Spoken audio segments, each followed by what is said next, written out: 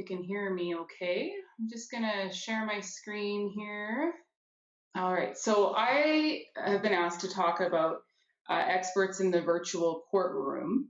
I've chosen to focus on how you would lead or cross-examine an expert at trial virtually. I've had the chance to do that a few times in the last couple of years. I'm not going to talk about all the rules on how you would lead an expert or cross-examine an expert generally.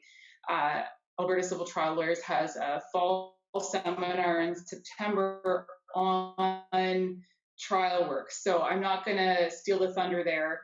This is really just tips and tricks on how to deal with somebody appearing virtually.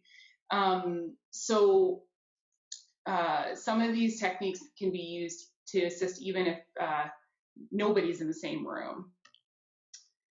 So quickly, I think it's important to run through the basic rules of video conferencing, although I'm sure everyone knows these by now, but you should ensure that you run through these rules with your witness. Hopefully your witness knows, but don't assume. So obviously, don't talk over one another. Test the Wi-Fi connection ahead of time. I think a lot of us have learned that that's a very important element to having somebody appear by video conference. They need to hear you as a witness. They need to see you. If you're not speaking, put yourself on mute. And also make sure that people take the opportunity to eliminate any background noise. So first, I want to deal with virtual direct testimony of an expert, of your own expert. So I've had the opportunity to do a direct examination of my expert by video conference on a couple of occasions, although I have not had the chance to lead an expert from the beginning to the end of their testimony. My first experience doing it was when we didn't get my expert's testimony complete in his allotted time, and he had surgery the next day. So he had to leave, fly back to Ontario, and we had to schedule video conference testimony for him to get done. So my second experience was that when the opposing side was taking issue with my expert's credentials, and they were arguing that they shouldn't testify at all. So we decided to have him testify by video conference ahead of time to see if his testimony would be admissible, and then he came in person. So that's my experience in dealing with video testimony at trial.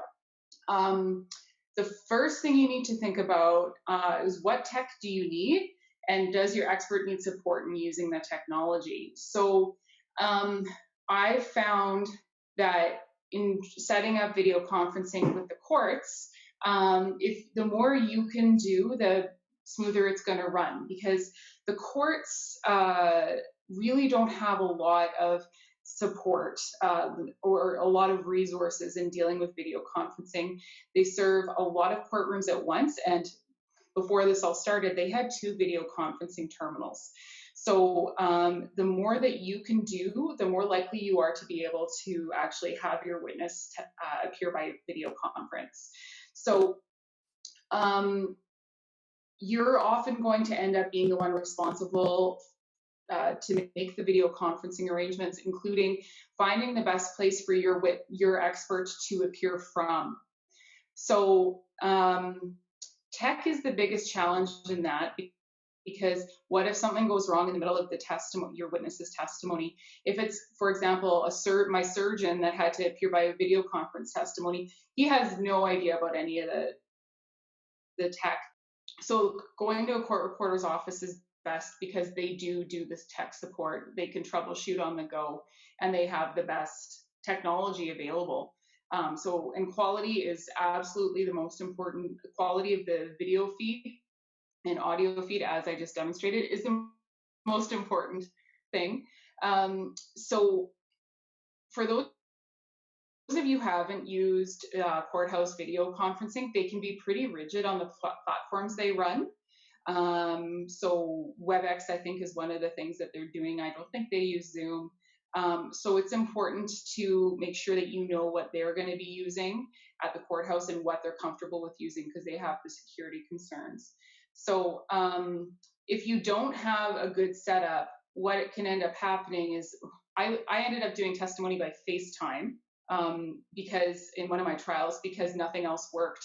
So, you have to be ready to sort of do different things and make things work. But that was one of the most stressful days of my career, is figuring that out. So I don't recommend doing that. I recommend going to the court reporter's office if you can pull it off. And of course, doing a test run is an important part of it with your expert, just to make sure everything goes smoothly.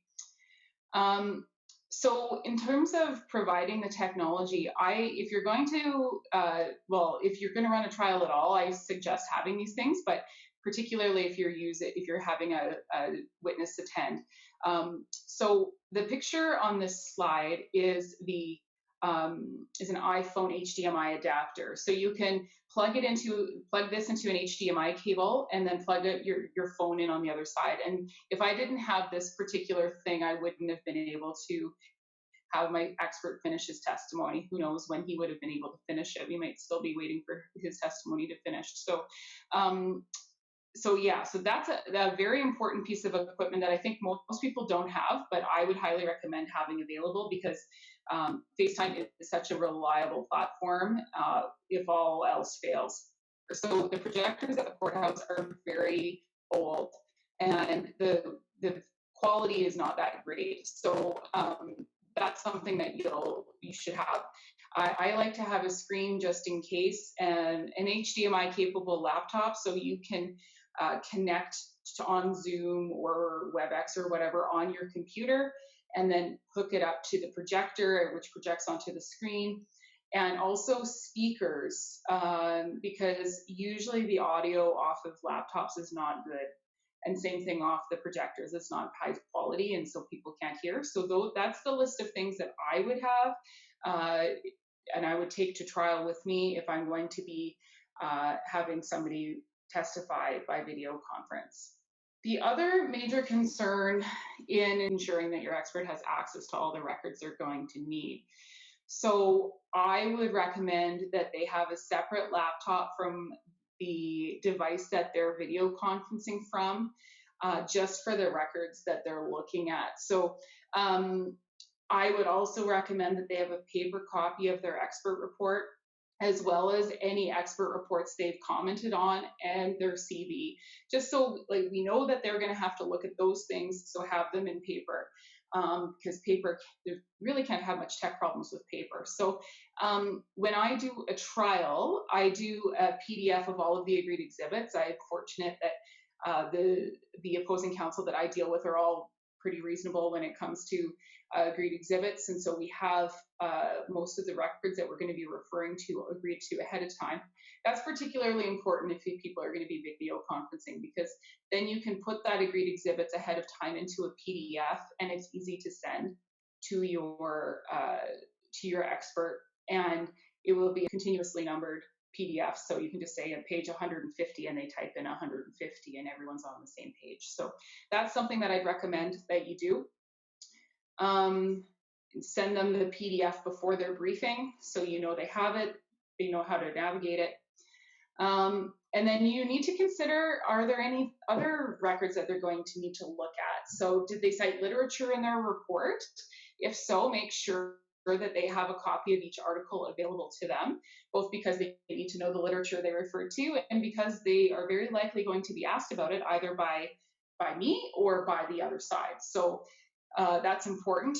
And I can't emphasize this enough. Everybody, when you have an expert testifying by video conference, if you can work with the other side's lawyer to sort of coordinate, that's going to make things go so much more smoothly, and everyone has an interest in things going smoothly. Nobody wants tech delays in their trial. Everybody wants to get the witness done and then get home. So I highly recommend talking about it early with opposing counsel, so you can make it run smoothly. So I've had the opportunity to cross-examine a few opposing experts on video conference. It's a lot easier to cross-examine an expert than to do a direct exam, as long as you're prepared in advance. So the real question is, what if you have new documents you want to put to that expert? You need to be prepared in advance. This isn't a situation where you can prepare the night before. You need to put together the documents you want to put to that expert and provide it to them.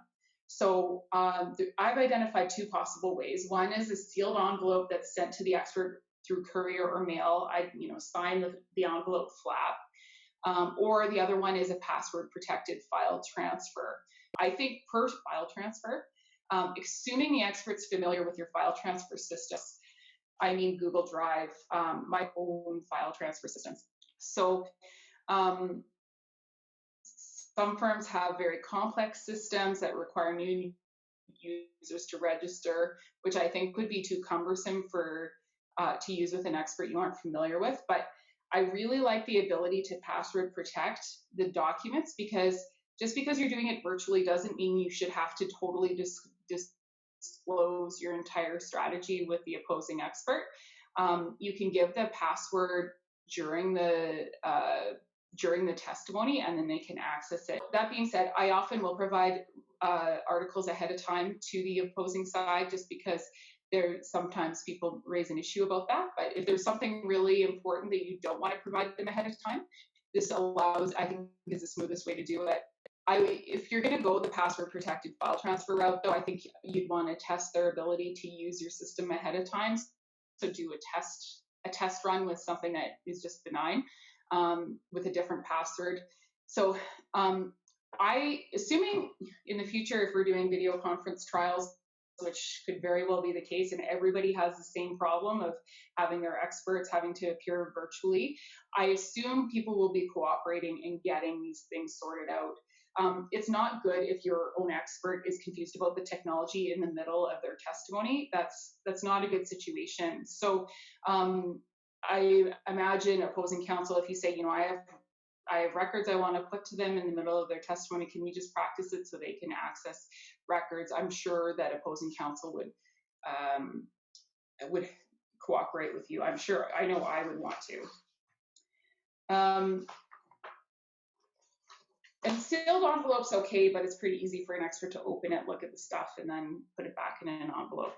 Maybe I'm too cynical. I prefer the password protected file transfer. So, and same thing is, it's really hard. Who knows how long it's going to take to get it to the expert if you do it by courier or mail. So, and it's costlier than password protected file transfer. So those are my comments, and subject to any questions. And I apologize for the tech issues. Not a problem, Sheila.